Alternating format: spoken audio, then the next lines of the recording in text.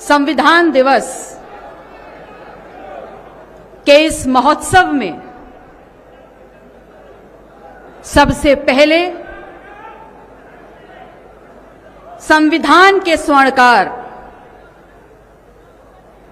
Baba Saheb doctor Bhimrao Ambedkar के चरणों में अपने श्रद्धा के सुमन अर्पित करते हुए 6 भाषाओं के ज्ञान के साथ 26 डिग्रियों के साथ जब वो शख्स भारत अपने देश लौट कर आता है तो कभी कल्पना भी नहीं की थी कि सर छुपाने के लिए एक छत जाति छुपा कर मिलेगी।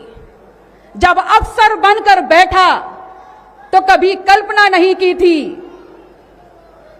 कि वहां का चपरासी पीने के लिए पानी नहीं देगा और फाइल भी अधीनस्थ होकर के फेंक कर देगा। लेकिन वो रुका नहीं, वो डिगा नहीं, वो हारा, वो जीता, वो परेशान हुआ, लेकिन मायूस नहीं हुआ। बिखर गया उसका परिवार, लेकिन वो इस भारत देश में पे बैक टू सोसाइटी के मिशन को लेकर अड़ा रहा, डिगा रहा और ये समझाने का काम कर दिया कि मैं आया हूं अपने बिखरे हुए समाज को इकट्ठा करने के लिए। और जब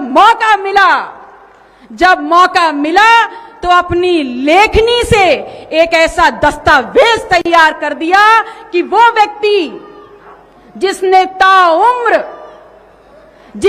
ताउम्र गैर बराबरी झेली, जिसने ताउम्र अपमान झेला, उसने एक दस्तावेज के माध्यम से, अपनी एक लेखनी के माध्यम से सबके लिए सम्मान और समानता लिख दी। लेकिन बड़ा दुख होता है और बहुत बड़ी विडंबना है कि why we are able to see doctor B.R. Ambedkar in only 2 frames। हम डॉक्टर B.R. अम्बेडकर को सिर्फ 2 फ्रेम्स में क्यों देखते हैं, सिर्फ 2 खांचों में उनके व्यक्तित्व को रेखांकित क्यों कर दिया गया है। यह सोची समझी चाल है। अगर आपने देखा होगा तो देखा होगा डॉक्टर B.R. अम्बेडकर को एक सूट बूट पहने संविधान की किताब को पकड़े हुए उस व्यक्ति को, या सिर्फ संविधान वेदता के रूप में, और या देखा होगा दलितों के नेता और आरक्षण वाले शख्स के रूप में।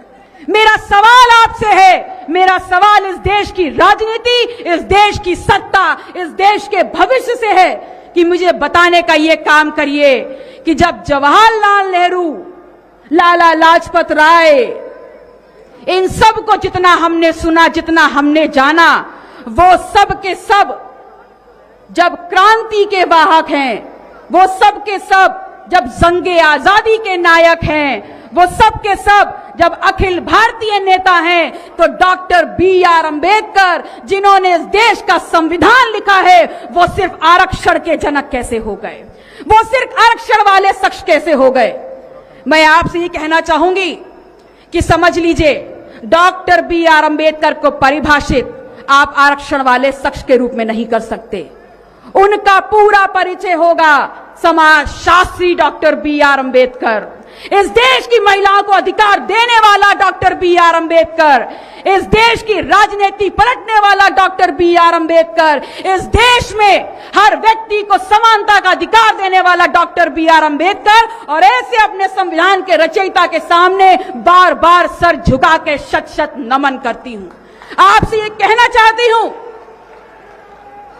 कि अगर जब भारत जंगे आजादी की जंजीरें तोड़कर एक नए राष्ट्र के निर्माण की तरफ बढ़ रहा था, तब उन्होंने अगर राष्ट्र निर्माण के लिए किसी पे विश्वास किया, then that was only one depressed, one Dalit, one Achhut of India who was the only option, एकमात्र विकल्प था इस देश को एक राष्ट्र बनाने के लिए डॉक्टर B.R. अम्बेडकर। मैं आपसे ये कहना चाहती हूं कि ये समझ लीजिए कि जब उनको मौका मिला तो उन्होंने अपनी लेखनी से समानता और न्याय लिख दिया हर वर्ग के लिए, लेकिन जब इनको मौका मिला तो इन्होंने आपका दोहन करने के लिए मनुस्मृति लिख दी। आज अगर डॉक्टर B.R. अम्बेडकर होते तो इस लोकतांत्रिक व्यवस्था का नाश होते देख आप लोगों से पूछते कि बताओ क्या करना चाहते हो। अगर आज वो होते तो पेरियार डॉक्टर लोहिया के साथ मजबूती से खड़े होकर के एक बहुजन एका खड़ी कर देते। अगर आज वो होते तो फूले को लेकर, सरदार पटेल को लेकर और डॉक्टर सोनेलाल पटेल की यात्रा को लेकर के इस देश के पिछड़े समाज से पूछते कि आप अपने देश को और अपने सपनों को कैसे देखते हैं। मैं आपसे अपनी बातों को समाप्त करते हुए सिर्फ इतना कहना चाहूंगी कि याद रखिएगा, ये लड़ाई 90 बनाम 10 की है। ये लड़ाई इस देश के कमेरा बनाम लुटेरा की है। और अगर हमारे संविधान के साथ खिलवाड़ किया तो खून की नदियां बहा देंगे। और अगर उसके प्रतिकार के लिए मुझे बागी बनना है तो मैं फक्र से कहूंगी कि मैं इस देश की बागी बेटी हूं। और आपसे ये कहना चाहूंगी कि जातिवार जनगणना नहीं होगी तो इस बार जनगणना नहीं होने देंगे। अगर आरक्षण से खिलवाड़ होगा तो विरोध हो जाएगा और मैं बागी बनकर मरना पसंद करूंगी। आप सभी आयोजक मंडल का, आप सभी लोगों का पुनः आभार व्यक्त करते हुए कि आप लोगों ने मुझे मौका दिया अपनी बात रखने का, अपनी वाणी को विराम देती हूं। जय भीम, जय संविधान। बहुत बहुत धन्यवाद।